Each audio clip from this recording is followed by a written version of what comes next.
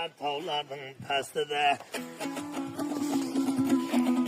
Avcım geldi baba tavdın üstüde.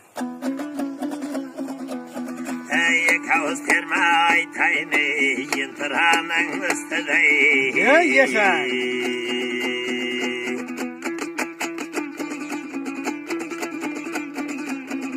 Tavda gücüm buladı, sayası gücüm buladı.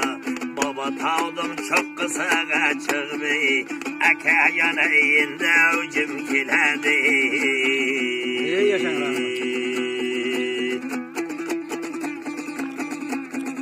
Tağlarım var kayalı, kiyiklerciydi otunu. Bağlarım var şatıtlı, kigenciydi tutunu. Sırhan dayra deydiler, ana yıltımın atını.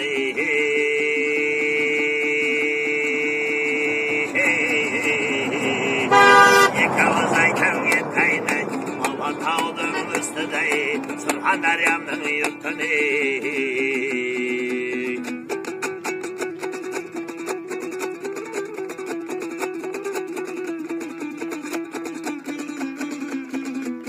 Yara tağlarım var kayalı, kiyiklerciydi otunu.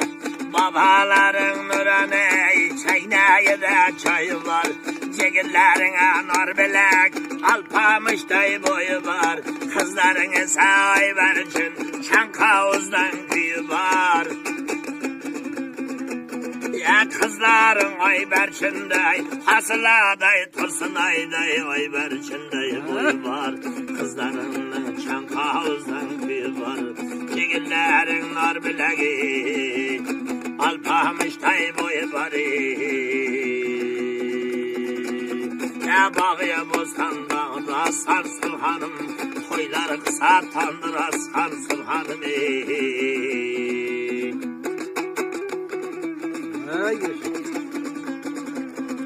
Ay yara cem tavdın babasıdır baba tav. Köplerden hevasıdır baba tav. Çintırayan başının horazıdır baba tav. Siyahını aytıp bir baba tav.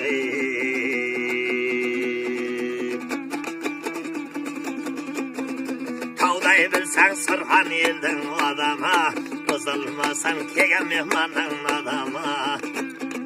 Dünyaya maşhurayı baba tavdın pistasının bodama. Şu sebeple aytıp bir